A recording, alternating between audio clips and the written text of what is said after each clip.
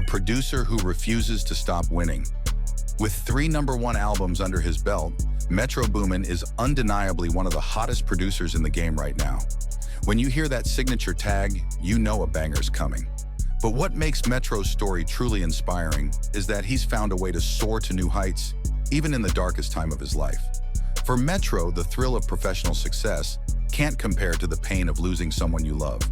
He's open about how much he'd give up just to have that one special person back. Yet with a resilience that's as admirable as it is remarkable, he keeps creating, keeps pushing forward, and keeps dominating the charts. So how does he do it? And what can we learn from his journey about finding the strength to keep going, even when things seem at their bleakest? Let's dive in and explore the story behind the beats. Name some of the artists you work with for those that don't know. Future, of course. Thug, 21 Savage, Travis Scott, Drake, Kanye. From middle school beats to platinum plaques. At just 29, Metro Boomin has racked up more platinum plaques than many producers see in a lifetime. He's collaborated with legends and dominated the charts, earning his spot as one of the best in the game. But Metro's journey to the top wasn't always easy. In fact, it was his mother, Leslie Wayne, who became his driving force, both in life and tragically in death. Metro's love of music sparked early. He was making beats in middle school, dreaming of rhymes and rhythms. At first, he wanted to be a rapper, but to make that happen, he needed tracks. So he turned to production.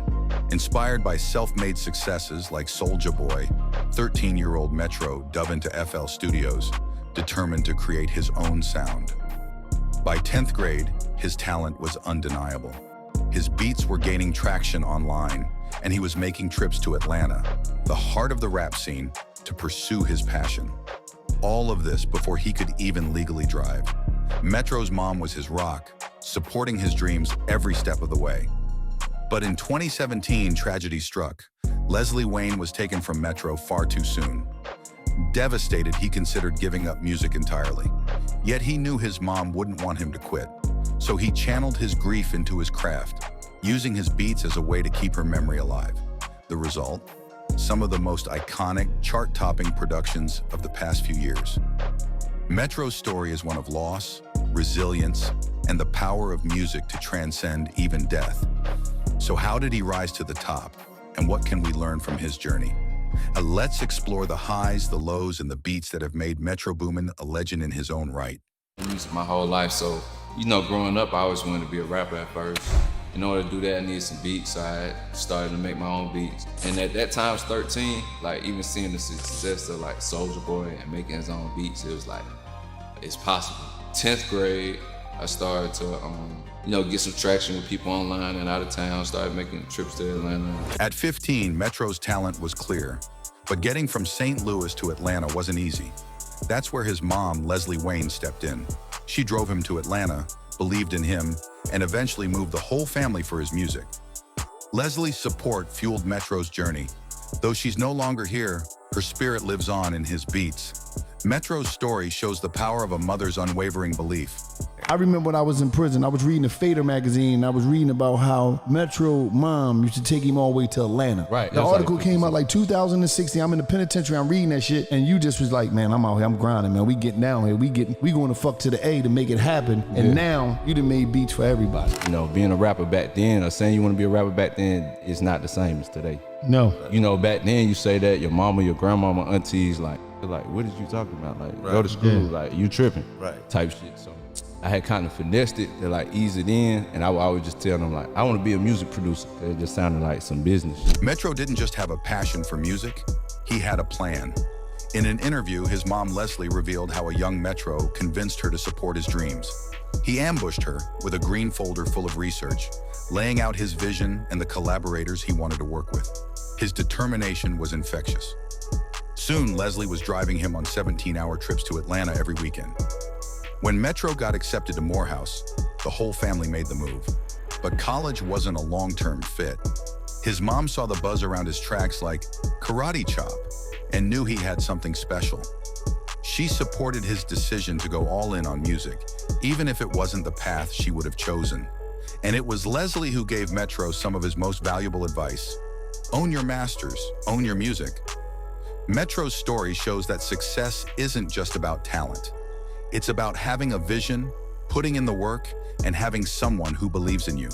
When I was young, and I always said I want to be in music. Before I even knew what masters was or your masters was, my mama growing up, she always go, never say your masters. She always said it like forever. Never even knew what that shit was back then. Metro's gamble paid off in a big way. Classics like Savage Mode and Without Warning cemented his status as hip-hop's hottest producer. He launched his own label, Boominati Worldwide, and seemed unstoppable. But then he vanished from the spotlight. Metro knew the game all too well. He'd seen how quickly a producer's sound could go from hot to stale. So he made a strategic choice to pull back, to make himself scarce. But while he was focused on his next move, the world was left wondering, had Metro fallen off? Of course, Metro knew exactly what he was doing. He was a student of the game, always studying and plotting his next move. And when the time was right, he struck, returning in 2020 with the massive success of Savage Mode 2. He teased his solo comeback throughout 2021, building the hype. But just as Metro was poised to dominate the game once again, tragedy struck. His life was shattered by a senseless act of violence, leaving him to pick up the pieces and find a way to keep moving forward. Metro's story is one of rise, rebirth, and the unbreakable spirit of a true artist. TMZ is reporting the mother of a St. Louis producer and rapper is dead after an apparent murder-suicide in Atlanta. Leland Wayne, known as Metro Boomin, thanked his mother for his entry into the music business, about her loss to the community and the young entertainer. Her life was taken Friday in Atlanta, according to TMZ, at the hands of her husband, who took his own life thereafter. In June 2022, Metro's world was shattered. His mom, Leslie, was tragically taken from him. The rap community rallied around him. But in his darkest moment, Metro went silent. It wasn't until July that he broke his silence, urging his fans to cherish their parents while they still can. In August, he poured his heart out, sharing his pain and his bond with his mom. Though his soul was burning, Metro knew Leslie didn't raise a quitter. She raised a fighter. With the help of loved ones, he channeled his anguish into what would become a defining moment in his career: Heroes and Villains. This album, born from his deepest grief, would go on to break records, outstreaming even the biggest names. Metro's aunt reminded him that the most powerful art often comes from pain. He took her words to heart, using his sorrow as fuel for his creativity. The result was an album that was both a tribute to his mom and a testament to his own resilience. Despite the challenges he faced, even from those close to him, Metro proved once again that he's a force to be reckoned with.